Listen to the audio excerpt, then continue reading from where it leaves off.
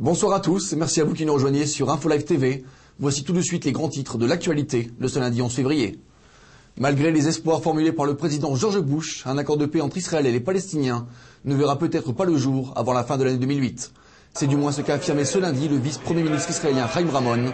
Monsieur Ramon a de plus ajouté que si la signature d'un accord de paix final semblait peu probable, Israéliens et Palestiniens pourraient cependant espérer parvenir à une déclaration de principe avant la fin de l'année. Des accords de paix incertains avec l'autorité palestinienne, mais une situation de guerre, elle, bien réelle, plus au sud, contre le Hamas. Le ministre de la Défense, Ehud Barak, a répété ce lundi, devant la commission de la Défense et des Affaires étrangères de la Knesset, que l'armée israélienne se préparait à une opération de grande envergure dans la bande de Gaza. Il a de plus affirmé que l'armée envisageait aussi les conséquences et les alternatives. M. Barak a déclaré qu'Israël n'excluait aucune option afin de mettre un terme au tir de roquettes Qassav, a rappelé que les forces de sécurité avaient tué près de 200 terroristes à Gaza ces 4 derniers mois. Malgré un déploiement massif des forces de police dans la métropole de Tel Aviv, les manifestants de la ville de Sderot ont réussi à stopper le trafic routier aujourd'hui sur la voie Ayalon. Plus de 200 habitants de la ville de Sderot ont manifesté aujourd'hui dans les rues de Tel Aviv, réclamant le droit à une vie aussi paisible dans leur ville qu'à Tel Aviv. Ils ont simulé le déclenchement de l'alerte couleur rouge, qui symbolise la chute imminente d'une roquette Qassam contre la ville. Une manifestation destinée à sensibiliser l'opinion publique et les dirigeants sur le quotidien de plus en plus insupportable des citoyens israéliens habitant en bordure de la bande de Gaza.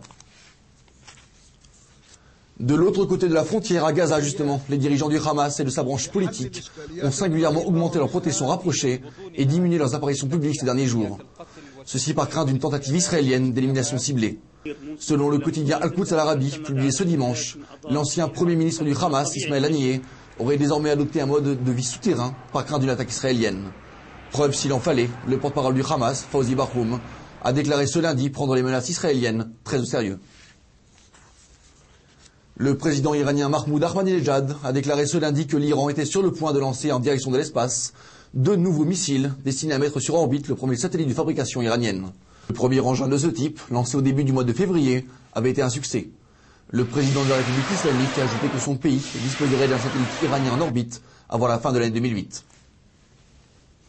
Enfin, bonne nouvelle pour conclure, selon la police, les actes criminels commis en Israël pendant l'année 2007 ont singulièrement diminué. Cette baisse sensible serait due en particulier à la diminution d'actes terroristes pendant l'année, ce qui aurait permis à la police de se concentrer sur les délits. En 2007, le taux d'homicide a chuté de 21% et le nombre de vols de 20%. Les agressions en main armée ont quant à elles enregistré une hausse de 28%. Pour l'année 2008, plus de 1000 nouveaux policiers vont venir renforcer les rangs des forces de l'ordre et seront dispersés dans 20 commissariats à travers tout le pays. Votre programme sur InfoLive TV, c'est aussi un reportage sur la manifestation des habitants de Sderot à Tel Aviv aujourd'hui. Découvrez aussi un document sur la déclaration du ministre de la Défense, Ehud Barak, à propos d'une possible opération militaire dans la bande de Gaza. Enfin, retrouvez un reportage sur une rencontre originale et pleine d'espoir entre responsables communautaires israéliens et palestiniens à Hebron. Merci de nous avoir suivis sur InfoLive TV. Rendez-vous demain pour un nouveau journal d'information. Très bonne soirée à tous. Découvrez en avant-première le nouveau service d'InfoLive TV. Recevez gratuitement chaque jour, en vidéo, les informations d'Israël et du Proche-Orient sur votre mobile. Pour vous abonner, entrez sur notre site www.infolive.tv et cliquez sur la bannière Service téléphone mobile.